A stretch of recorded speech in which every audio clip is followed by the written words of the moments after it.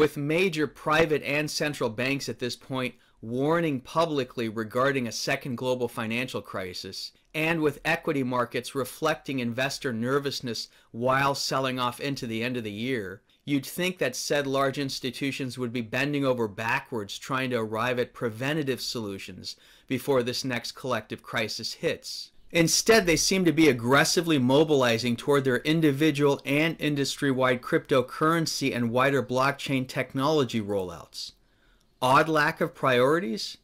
Hardly when it comes to central planners and said banks as ultimate owners, as these newer technological domains are intended to provide the supposed solutions to how and why these worldwide economic crises happen. Considering that the impending and prior major debt and credit panics resulted from financial sector profligacies and malfeasance, and that cryptos and distributed ledger technologies themselves are establishment inventions, it all begs deeper questions over a wider sense of design in the long-standing Hegelian problem-reaction-solution sense.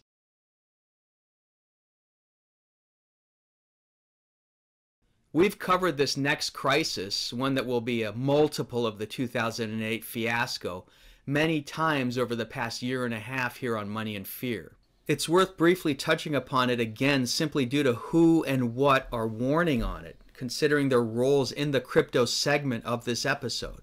Shadow banking involves lending activities which are not reflected in bank balance sheet revelations. Per the Financial Stability Board, or FSB, which is situated conveniently at the Bank for International Settlements in Basel, Switzerland, the shadow banking sector totaled $29.2 trillion in 2007, yet had grown to $34.2 trillion by 2015, the same year that the European Central Bank was warning that it was a risk to the financial system of the entire Eurozone. The FSB announced that shadow banking assets had ballooned further to $45 trillion in 2016, the most recent year it was assessed. Who knows where it sits today? 60, 70, 90 trillion? In their September joint op-ed in the New York Times, the team overseeing bailouts and company takedowns a decade ago, then Fed Chair Ben Bernanke and Treasury Secretaries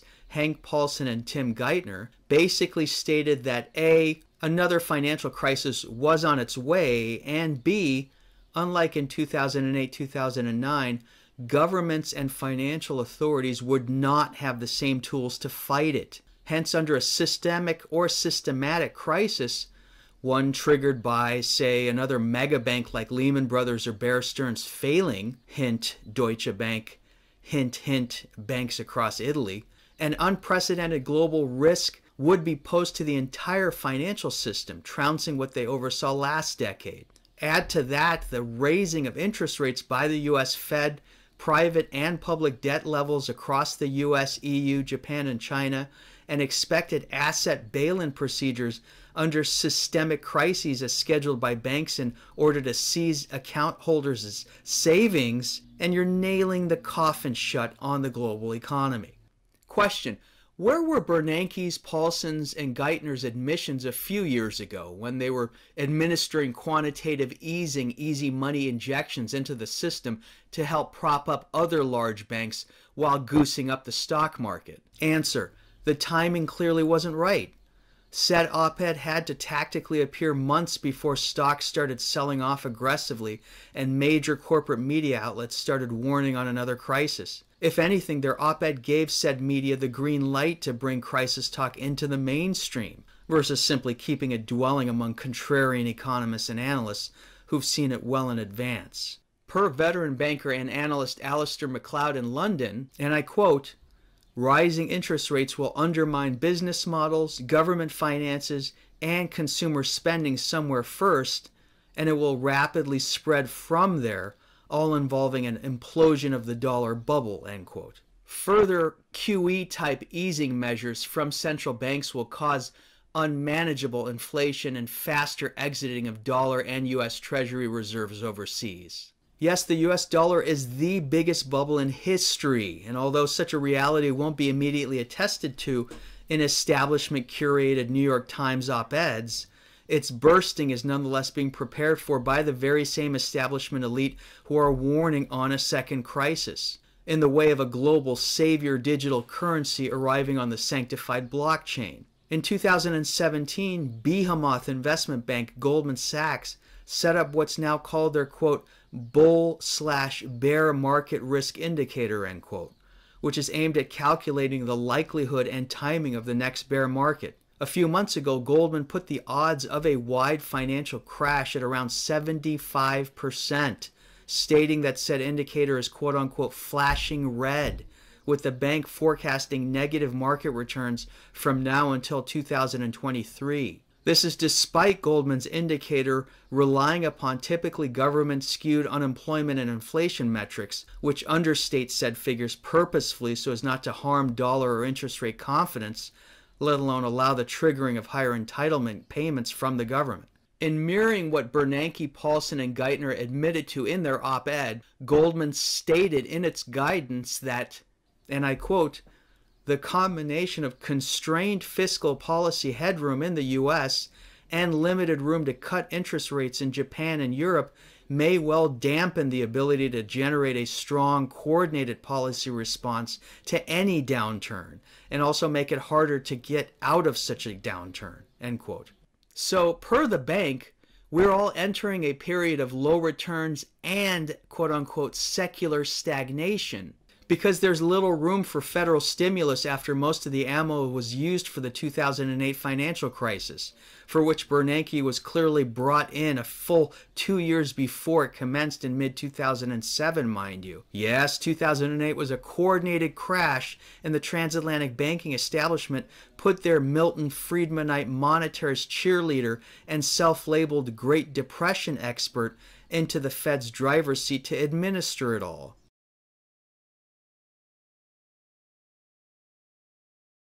The adoption of cryptocurrencies and blockchain initiatives are rapid, international, and institutionally mandated, almost as if they were manna from heaven. The consolidation phase for various blockchain platforms is imminent as well. The global market for blockchain-related products and services is already valued at $700 million and is expected to exceed $60 billion over the next 6 years alone.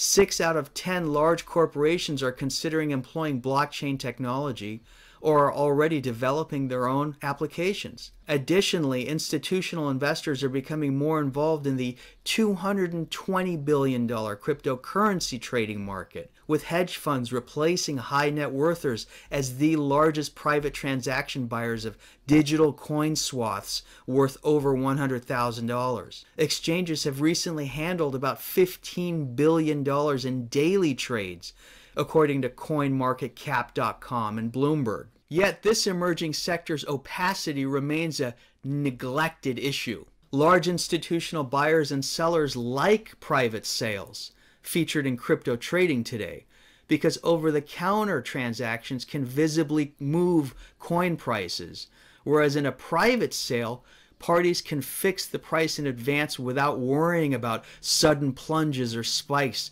just as the transaction takes place. This is indeed akin to dark pool trading, thus begging the obvious question over the disconnect between the words quote-unquote private, as in trading, and the word quote-unquote transparent, as in the blockchain. Per Dan Denning of Bonner and Partners, among Bitcoin's flaws is, quote, the fact that 97% of Bitcoins are held by less than 4% of addresses, creating a hoarding mentality that limits the liquidity of Bitcoin and its popularity as a payment option, end quote. We also covered Bitcoin's more than likely price manipulation, both up and down, 6 months ago on this show as well.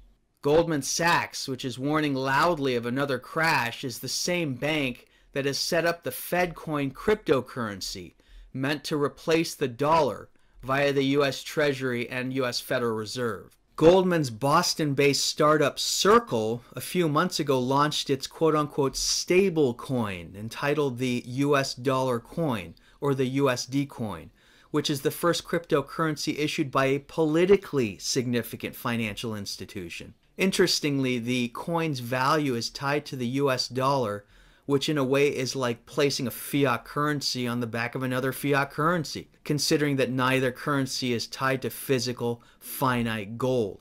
Yet Circle's CEO Jeremy Allaire has his explanation, proclaiming that the USD coin, and I quote, unlocks an incredible amount of power for the dollar. It's basically a dollar that operates on the Ethereum blockchain, end quote. Hence, the blockchain ultimately is meant to replace gold and silver as the universally trustworthy means of unalterable core money. Blockchain's smart contracts and distributed ledger features are meant to condition visions of safety, transparency, and trustworthiness, while also providing scaling abilities to introduce the, quote, revolutionary potential of a crypto-powered global economy, end quote, per Justin Daneman of Perk360.com. I mean, why not just go back onto a gold standard, which worked so well for centuries of past economic and industrial advancement? Well, because physical gold and silver are too limited in supply, key qualities of credible money, by the way, for achieving what elite planners wish to achieve. Hence, partly the need to artificially suppress gold and silver's dollar quote-unquote prices while introducing tactical medium-term volatility into Bitcoin's pricing in order to first build global awareness via speculative greed. Yes, blockchain is meant to replace a hard asset numeraire standard for money which has operated for thousands of years, namely precious metals. This is the new alchemy, albeit via digital code, i.e. why bother trying to chemically reproduce gold, as had been attempted routinely throughout history, when you can do it via technological means which practically everyone of any deemed necessary worth on Earth will need to be plugged into and thus trackable through. Goldman's USD coin has received support from popular wallet services such as BitGo, Coinbase, IMToken, and Ledger. Payment processing giant BitPay is also part of the seminal Center Consortium, among 30 other partners. I.e., these crypto groundbreakers are now bandwagoning onto Goldman Sachs' industry-injected standard bearer. Writer Daneman surmises that the USD coin, and I quote, is designed to replace the dollar and become its digital version. This is the first step in replacing fiat paper currencies, end quote. Additionally, the U.S. Securities and Exchange Commission and FINRA regulatory bodies have basically stamped Coinbase as the crypto regulatory agency by approving its purchases of 3 companies which enable Coinbase to offer security tokens while sitting under federal guidance and regulation. Coinbase is expectedly giving account holder information to the IRS. Coinbase is now a broker-dealer, registered investment advisor, and alternative trading system, and will list hundreds of ICO, or initial coin offering tokens, and other crypto financial debuts and floats. Alternative trading systems operate outside traditional public stock exchanges despite the SEC and FINRA blessings. Worth also noting that Coinbase is owned by the Digital Currency Group, which in turn is reputedly, quote, an investment arm of the US Federal Reserve, end quote, per Daneman, who's followed the money well for said issues for over a year. Recall that over a year ago, New York Fed President and CEO William Dudley announced that the Fed was thinking, quote, about its own digital currency, end quote. Well, it's done much more than merely thinking. The USD coin is not alone in becoming a national fiat stablecoin, terminology aimed at conditioning mass branding trust in cryptos, no less. Australia launched the Australian dollar pegged equivalent in September of 2018, as did the UK with its LBX peg, quote, the first one-to-one Great British Pound collateralized stablecoin, end quote. Bank of America holds 45 blockchain patents. Alibaba owns 36, and IBM owns 34 of such patents. In June of 2017, IBM was selected to build a blockchain-based international trading system for 7 of the world's biggest banks, including Deutsche Bank, HSBC, KBC, Natixis, Rabobank, Societe Generale, and Unicredit. Most of these institutions are systematically important with regard to leverage, complex derivatives exposures, sovereign debt, and their exposures to other global banks. More on that later. There's apparently the first actual cryptocurrency-based bank which launched in October of 2018. Founded by former HSBC, Credit Suisse, Bank of New York, and UBS bankers, EQI Bank allows its customers to hold cryptocurrencies in insured accounts. Crypto alongside global fiat currencies. The bank will also operate its own in-house crypto exchange and offer a peer-to-peer crypto loan system. The bank holds an unrestricted offshore banking license and is regulated by the Financial Services Unit and Eastern Caribbean Central Bank. It promises to be the first official point of contact between crypto markets and the international financial system.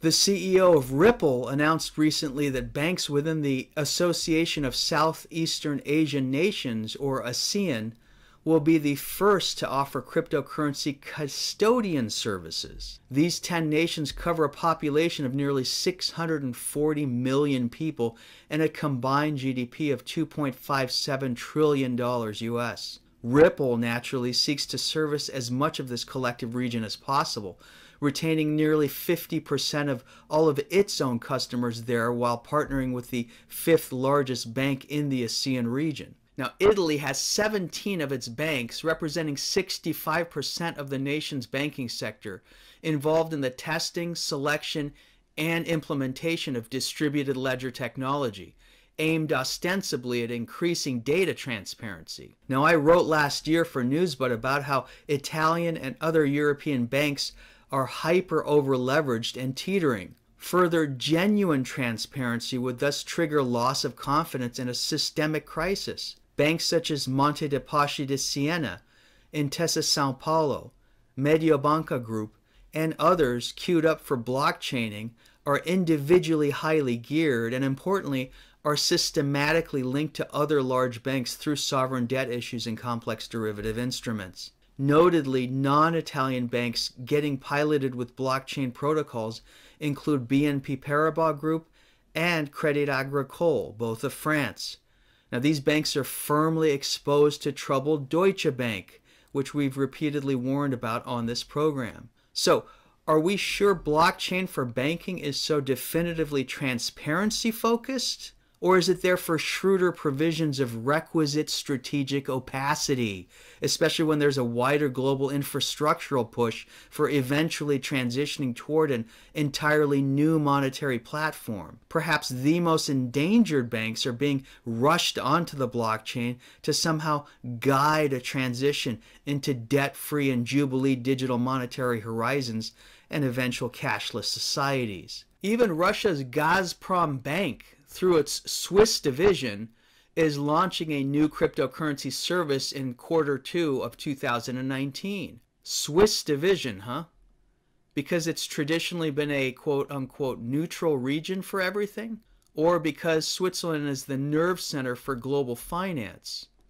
Are the two elements perhaps symbiotic? Hey, speaking of Switzerland, SIBA Crypto AG is one of a number of startups hoping to become the region's first regulated cryptocurrency investment bank. Backed by a pair of former UBS bankers, it's raised over $100 million, promising to provide the bridge between the crypto and fiat world, quote-unquote, per its CEO. Notedly, the funds were raised without a traditional investment bank or with advisors. In 2017, Switzerland ranked second after the US in funds generated from ICOs. The Swiss canton of Zug, dubbed quote-unquote Crypto Valley, is home to about 200 blockchain-based companies. Now, Zug was also where the late US fugitive Mark Rich set up shop in 1974 after leaving the US because Switzerland was and remains, quote, safe and secret with no questions asked, end quote, per the Economist rag's over-speaking Mark Rich obituary from 5 years ago. Recall as well that the Bank for International Settlements itself is based not too far away in Basel, Switzerland. And in Germany, Bitcoin Group SE, which operates Bitcoin.de, the only regulated Bitcoin exchange, will de facto become a bank after securing a 100% takeover of a Frankfurt-based brick-and-mortar bank in 2019. Expectedly, large tech corporates such as Google, Facebook, Microsoft, and IBM are heavily researching with blockchain technology as well. Non-tech corporates such as Hyundai, Lufthansa, Air New Zealand, Air Canada, and Air France/KLM are partnering with firms in this field in order to stay ahead of mandated innovation in document, payment processing, and information management. The blockchain is clearly quote-unquote Internet 2.0, and its pandemic adoption as global governance decreed, yet presented mostly as a dire need for maintaining technological relevance.